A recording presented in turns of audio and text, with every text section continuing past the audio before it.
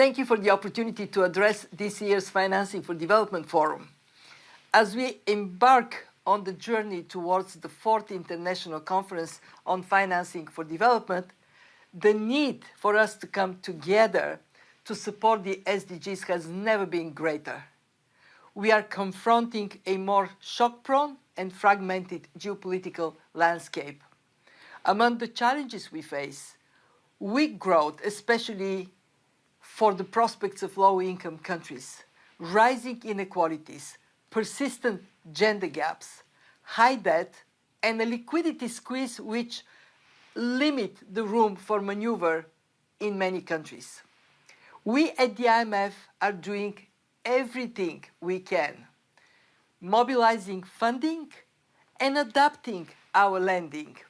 We have provided over $350 billion to nearly 100 countries since 2020, including unprecedented levels of concessional support through the Poverty Reduction and Growth Trust. And in 2021, we made a historic $650 billion equivalent allocation of special drawing rights. Still, there is much more to do. The conference provides an opportunity to take decisive action to accelerate achievement of the SDGs. I would highlight 4 priorities we should consider. First, strong domestic reforms. This would unlock more inclusive growth, ensure sustainable revenue mobilization, and improve governance and transparency. Domestic resources remain the bedrock of country-led efforts for sustainable development, and many countries could boost the money available to them through tax revenue reforms, improvements in public spending, and building capacity for their authorities. More effort is needed to cut non-priority spending and redirect resources towards sectors like health, education, well-targeted social safety nets, and growth-enhancing public investment. Part of the answer, and it is not a small part, lies in empowering women. By increasing female labor force participation by just 6%, developing countries could boost their GDP by around 8%. Second, the conference needs to support global innovation and coordination on financing for sustainable development among development partners. They could help with policy advice, capacity building, and financial support. All international institutions must continuously adapt and innovate to meet the evolving needs of countries.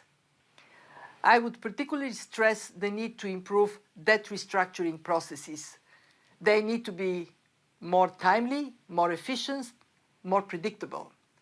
They need to provide stock or liquidity debt relief where and when needed, including through further improvements to the common framework. Third, the conference needs to address the risks to macroeconomic and financial stability stemming from climate change.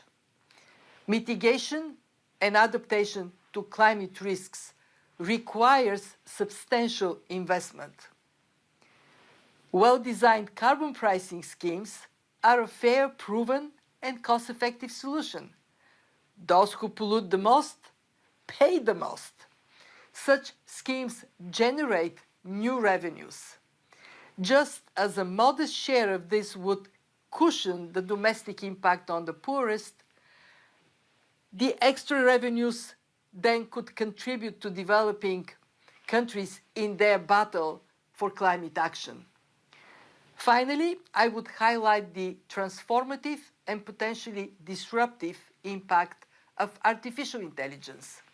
We estimate that among the jobs around the world, some 40% are likely to be impacted by the introduction of artificial intelligence.